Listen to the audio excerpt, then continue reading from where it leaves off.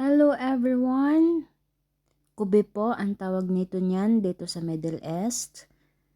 Tapos meron tayo ditong mincemeat na merong halong walnuts. Ayan, nilagyan na yung mincemeat ng spices tapos nilagay lang siya sa ibabaw ng kube guys. So ayan, ayusin lang natin para hindi nasa para pantay yung pagkakaano ng mga nung mincemeat.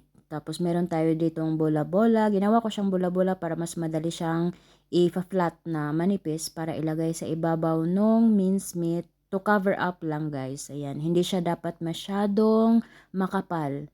Kasi sa ibabaw naman, sa ibabaw lang naman siya. Yung sa baba niya, nung kubi nasa baba, mas makapal siya onte. So ayan, ganyan na yung itsura niya guys. Tapos aayusin lang natin yan konti. Imasa-masa ba? Parang ayan, maglalagay lang tayo ng konting tubig sa kamay natin para masyado siyang maganda naman tingnan yung kubi natin, hindi naman ayan. Yan, lang natin evenly yung parang kubi para hindi naman siya pangit tingnan. Maganda yung pagkakaano ng kubi. Hindi siya sa side na makapal para evenly siya. Ayan. Maganda siya tingnan tapos pantay yung level niya. So ayan, yan lang yung mga ginagawa ko hanggang sa matapos siya. Ayan, ikakat na natin.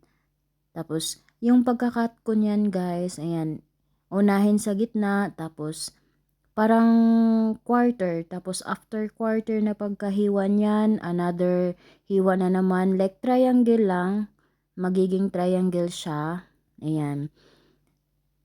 Ayan, hanggang sa magiging na lahat triangle. Ayan, para yung sa gitna niyan guys, yung mismong gitna niyan, magiging, yun, ganyan ang forma niya. Tapos, hihiwain na naman natin siya pa triangle ulit sa side. Ayan, ganyan.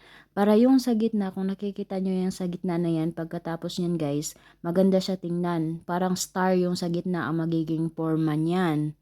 So ayan, ganyan lang yung pagkakahiwa nyan. Tapos sa kabilang side na naman, triangle pa din yung pagkakaano niya. Ganyan. Hanggang sa matapos lahat. Ayan. Tapos dahan-dahan lang kasi yung kube, nag-stick siya doon sa kutsilyo. Dahan-dahan lang yung pagkakahiwa niya. So ayan. Ayan na, tingnan nyo. Sa next naman na side, pagkatapos mo sa triangle na pagkahiwa, straight naman. Straight side. Ayan. Same sa kabilang side, ganyan din. Susundin mo lang kung ano yung ginagawa mo sa unang side. Susundin mo lang yung linya, guys. Kung napapansin nyo na, napuporma na yung sa gilid yung sa gitna na yan, magiging star yan siya. Maganda yan siya tingnan. So, ayan. Yan yung ginagawa ko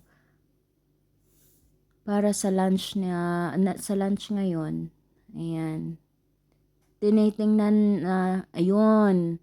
Tingnan nyo, pansin nyo, naging star ang ganda tingnan, magiging star siya.